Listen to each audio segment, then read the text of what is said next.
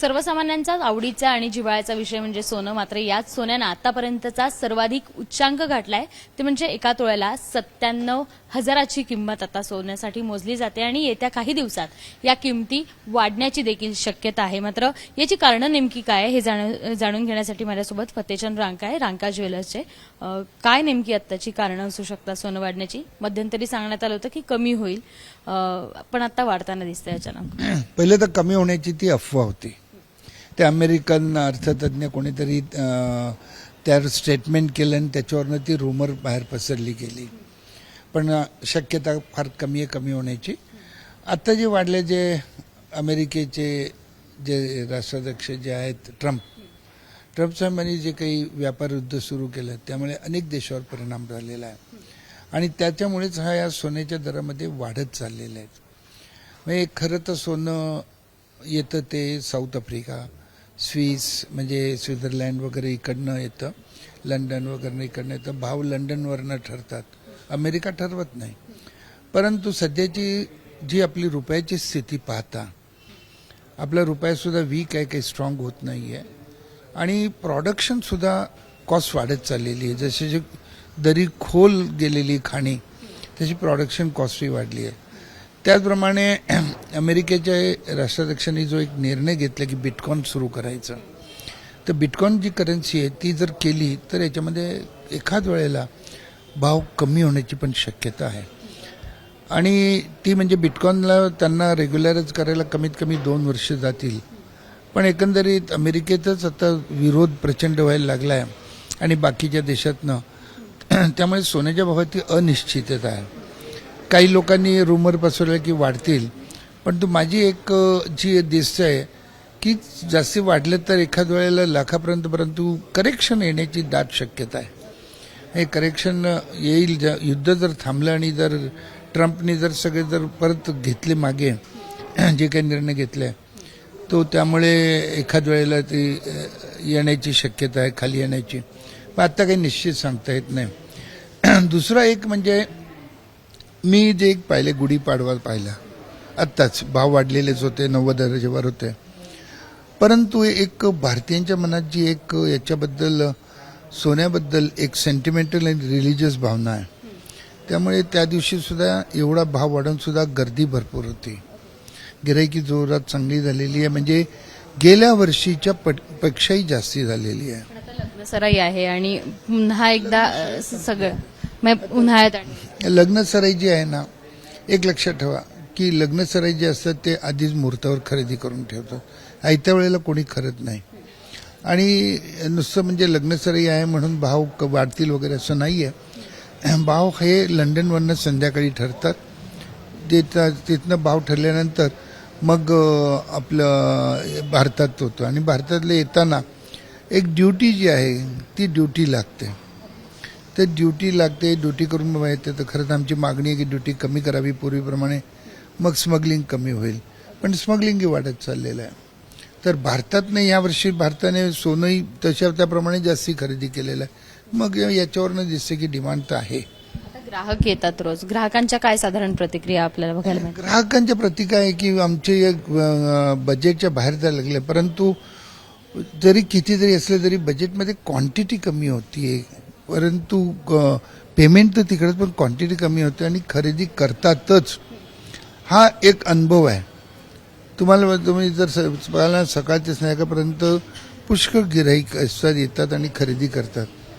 तर त्यामुळे तो काही प्रश्न नाही आहे. अक्षय तृतीया येत आहे, म्हणजे सोनं घेण्याचा जो मुहूर्त ठरवला जातो तो येतोय.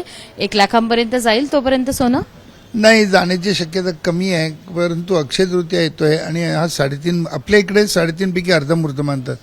परंतु तुम्ही मीडियांनी आणि साऊथमधल्या लोकांनी त्याला पूर्ण करून टाकलं आहे आणि अक्षय तृतीयाला फार मोठ्या प्रमाणात सोनं खरेदी केलं जात आहे.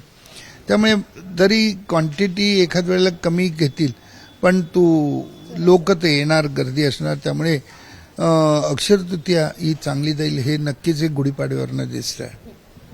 सोन्याचे रेट्स जरी वाढत असेल तरीही सगळे जे काही ग्राहक आहेत ते सोनं घेण्याकडेही त्यांचा कल दिसतोय आणि अक्षय तृतीया येत आहे त्या दिवशीही मोठ्या प्रमाणात सोनं घ्यायला सगळे येऊ शकतील अशी शक्यता आहे. काय नेमकं अजून एक कारण म्हणजे असं आहे की जे 3 आपले इन्व्हेस्टमेंटचे प्रकार आहेत त्यातलं एक सोनं, एक शेअर आणि तिसरी जमीन.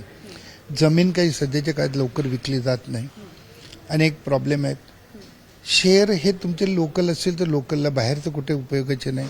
सोनं हे जगाच्या पाठीवर कुठेही इनकॅश करू शकता, लिक्विडेशन करू शकता आणि तुम्हाला ताबडतोब भीतीने म्हणजे मिनिट्स, फ्रॅक्शन ऑफ मिनिट्स सोन्याचे पैसे मिळतात. इमर्जन्सी आहे, एज्युकेशन आहे, नंतर तुम्हाला जागा घ्यायची असेल तर ते सगळं म्हणून सोन्याच्या गुंतवणुकीला महत्त्व दिवसेंदिवस वाढत आहे. आणि सध्या जो एक प्रकार पाहताय की ग्राहक आता मंथली इन्व्हेस्टमेंट करतायत आणि मंथली इन्व्हेस्टमेंट करून वर्षातून एकदा घेतात. त्यामुळे व्यापाऱ्यांनी सुद्धा चांगल्या चांगल्या योजना त्यांच्यासाठी केलेल्या आहेत. म्हणजे आता माझ्याकडे पाहिलं तर आम्ही एक गोल्ड आपलं कुठली ते फ्लेक्झी गोल्ड स्कीम केलेली आहे.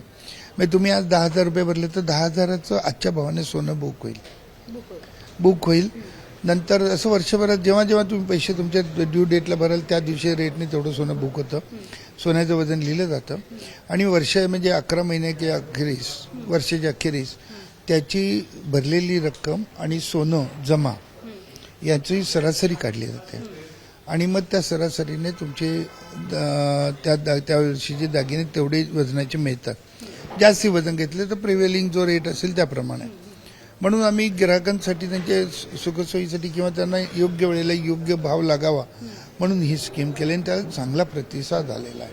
आताची जी परिस्थिती आहे, एकतर युक्रेन आणि रशियाचं युद्ध गेली 3 वर्ष चाललेलं आहे.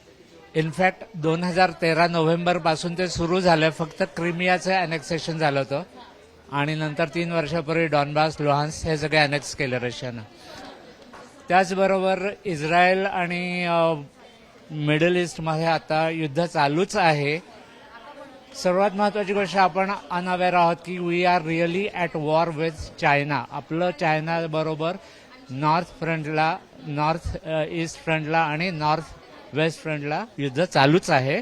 सोन्याकडे हे सगळं जरी असलं तरी सोन्याकडे गुंतवणूक म्हणून बघता की जिव्हाळा म्हणून बघता? जिव्हाळा, गुंतवणूक याच्याही पलीकडे सर्व्हायव्हल म्हणून बघतो.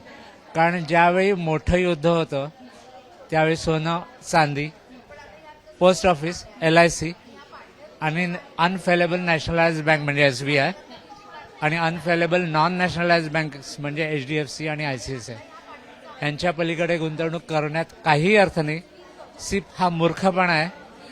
आणि सर्वात महत्त्वाची गोष्ट, जे लोक सांगतात की तुम्ही भाड्याच्या घरात राहा आणि घर स्वतःचं घेऊ नका, ते तुम्हाला फसवायचा प्रयत्न करतात. कारण ते तुमच्याकडच्या गुंतवणुकीतले 20% त्यांच्या ॲलोकेशन चार्जेससाठी मारतात.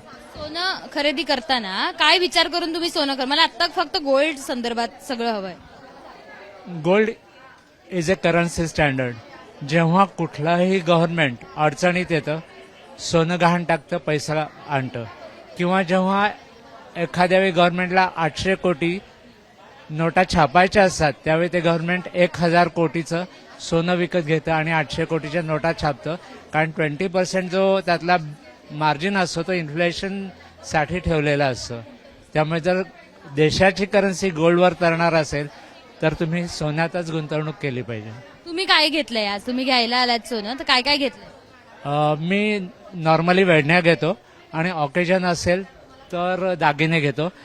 पण शक्यतो मी वेढण्याच घेतो, दागिने घेत नाही. आज काय घेतलंय? आज काय नाही घेतलं. आज फक्त पुढच्या गोष्टीची 1 लाख पर्यंत जाणार आहे सोनं. तर आज काही घ्यायचं नियोजन आहे का येत्या काही दिवसात? आत्ता तरी नियोजन नाही आहे, पण अक्षय तृतीयाला असेल कदाचित. भाव कमी होणार नाहीयेत. म्हणजे भरपूर लोक आता अफवा पसरवतात की भाव कमी होतील. भाव कमी कसे काय होणार? जर तुमच्या रुपयाला स्ट्रॉंग ठेवायचं असेल तर गव्हर्नमेंटला स्वतःला सोनं विकत घ्यायला लागणार. गव्हर्नमेंट सारख्या मोठ्या एंटिटीनं सोनं विकत घेतल्यावर रिटेल भाव वाढणारच आहेत. मी तर हा किती महाग झालं तरी तुम्ही सोनं घेणार का? गुंतवणूक म्हणून किंवा घरच्या सगळ्या जिव्हाळ्याचा सगळा विषय म्हणून? जिव्हाळा काही नाहीये. It is my addiction. मला जर काही काम धंदा नसला ना तर मी सोन्याचे दागिने बघायला येतो. कोणासाठी घेता सोनं? सोनं फॅमिलीसाठी. मग ते माझ्यासाठी असेल, माझ्या बहिणींसाठी असेल, आईसाठी असेल, वडिलांसाठी असेल, मुलासाठी असेल, नाही तर बायकोसाठी. असं काही ठरवलंय का या वर्षाला हा दागिना आपण बायकोला करायचा, घरच्यांना करायचाच म्हणून? येस. काय ठरवलेत? मला 4 हिऱ्याची कानातली घ्यायची, एक बायकोला, एक आईला आणि 2 बहिणींना. आणि सोन्याचं हिरा सोन्यातच कोंदणात असतो ना. पाटल्या असतात, बांगड्या असतात, हार असतात, तर मग असं सगळ्यांना द्यायचंय का? किती महाग झालं तरी? हो, शेवटी माणसं महत्वाची आहेत, सोनं नाही. आणि सोन्यासारख्या माणसांसाठी सोनंच पाहिजे. माझं नाव Shirish Sadalgekar. I work as a Spanish and Portuguese IT support. मी पुण्यात आले तेव्हा 2000चं काहीतरी होतं सोनं. आता तर विचारायलाच नको ना. आता 97,000वर. हां, बरोबर आहे. पण पहिले घेऊन ठेवलं म्हणून मला आता ते प्रॉफिट होतं. आता सगळं जुनं देऊन नाही, नवीन घेते, दुसरं काही नाही. आज काय घ्यायला आलात तुम्ही? आज मुलींसाठी कडा वगैरे घ्यायला आलो. हां, माझी जुनं मंगळसूत्र वगैरे होतं ते देऊन मग कडा घ्यायला आलो. पण त्यांना पहिल्यापासून सवय आहे.